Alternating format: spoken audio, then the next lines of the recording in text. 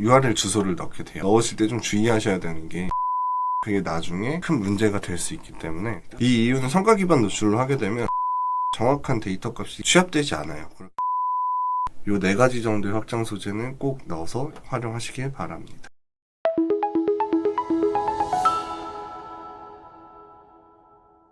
안녕하세요. 저는 AMPM 글로벌의 이정수 대리라고 합니다. 오늘은 지금 많은 분들이 관심 가지시고 제일 기본적이자 처음 접근하기를 어려워하시는 검색 광고에 대해서 간단하게 설명을 드리려고 하는데요.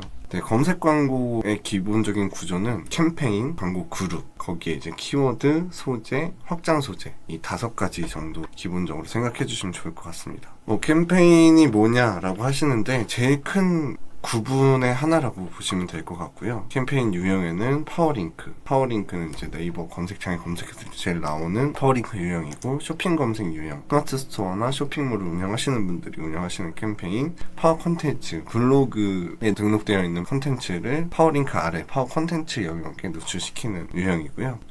그리고 이제 마지막으로 플레이스 유형이 있는데요. 플레이스는 네이버 지도 영역에 있는 내용들을 CPC를 활용해서 높게 끌어올릴 수 있는 광고라고 생각하시면 됩니다. 이렇게 형태를 지정해서 광고를 진행하는데, 오늘은 파워링크 기본적인 영역에서 어떤 식으로 세팅하는 게 좀 유의한, 편하게 관리를 할 수 있는지에 대해서 몇 가지 안내를 드릴게요. 일단 캠페인 이름을 설정할 때 저 같은 경우에는 앞에 샵 01 이런 식으로 이름을 붙이고요. 예를 들면 제일 크게 나눌 수 있는 분류 및 관리를 좀 세분화하고자 하시는 분들은 PC와 모바일 정도, 이 2가지 정도로 나눠서 캠페인을 만드시는 걸 추천을 드릴게요. 그럼 PC에서 사용할 수 있는 예산 범위와 모바일에서 사용할 수 있는 예산 범위를 손쉽게 나눠서 구분할 수가 있고요. 앞에 샵 01, 샵 02를 붙인 이유는 검색 광고에서 캠페인 이름별로 정렬을 했을 때 샵이 들어가는 게 제일 위로 올라오고요. 01, 02 간단하게 하면 2개가 되겠지만 캠페인 구분을 더 많이 나누시는 분들도 있기 때문에 01, 02를 붙여서 내가 원하는 순서대로 배열이 될 수 있게끔 세팅하는 걸 추천드립니다. 이제 이 캠페인 안에 광고 그룹을 만들게 될 때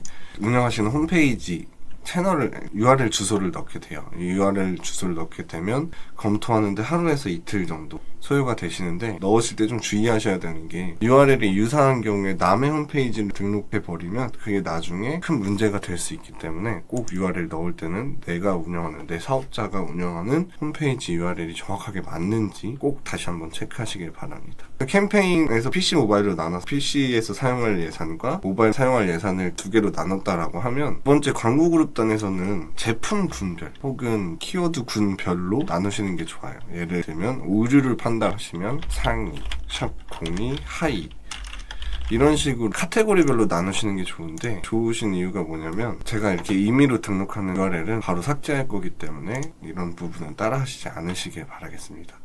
일단 저도 예산은 제한 없음으로 두는데 이 부분 예산을 나누시면 관리하시기 편하시게 이용하실 수 있으시고요. 그룹단에서는 이제 URL 넣고 그 아래 선택할 수 있는 부분이 노출 매체 유형 선택하는 부분이 있어요. 이 부분에서 PC 캠페인에 있는 건 PC로만, 모바일에 있는 건 모바일로만 선택을 해주시면 됩니다. 그렇게 해야 PC 모바일 캠페인을 나눈 거에 대한 의미가 생기는 거예요. 여기서 콘텐츠 매체, 파트너 매체들이 있는데, 요거는 검색 매체. 검색 매체라는 건 이제 검색했을 때도 보여지는 매체들이 있는데, 파워링크는 제일 기본적인 거겠죠. 이게 네이버인 거고, 네이버와 제휴되어 있는 외부 사이트에서도 노출이 되는 경우가 있는데, 그게 싫다라고 하시면 파트너 매체 끄시면 되시고, 콘텐츠 매체 에서는 뭐 네이버 웹툰이라든지 이런 쪽에서도 노출이 되는데, 여기서 잘못된 클릭들이 많이 발생이 되기 때문에 저 같은 경우는 사실 콘텐츠 매체와 파트너 매체는 웬만하면 빼놓는 편입니다. 물론 노출이 중요한 광고를 진행하신다, 우리는 좀 클릭이 되더라도 CPC는 저렴하기 때문에 클릭이 돼도 상관은 없고 최대한 많이 노출을 원한다 라고 하셨을 때는 해당 매체들을 추가하시면 되시고요.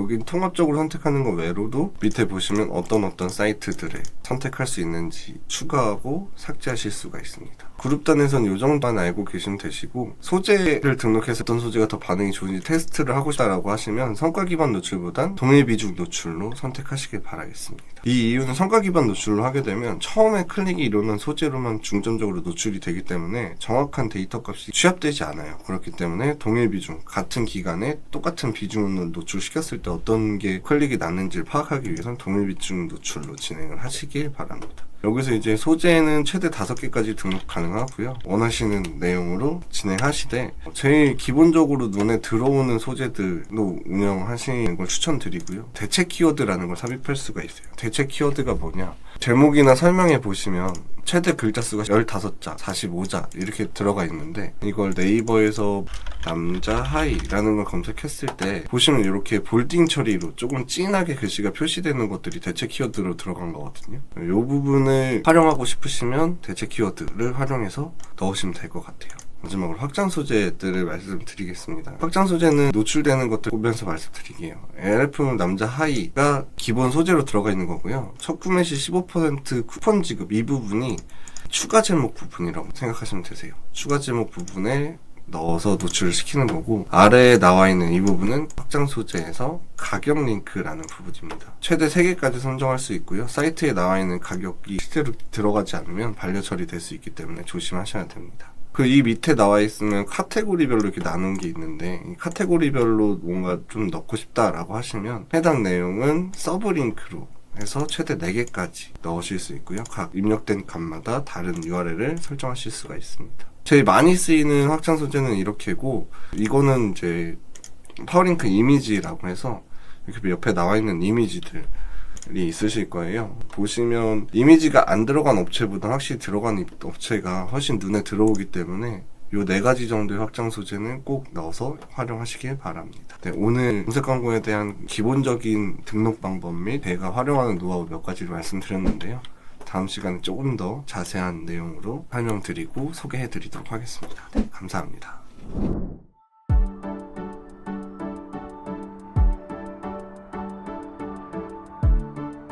구독과 좋아요는 컨텐츠 제작에 힘이 됩니다.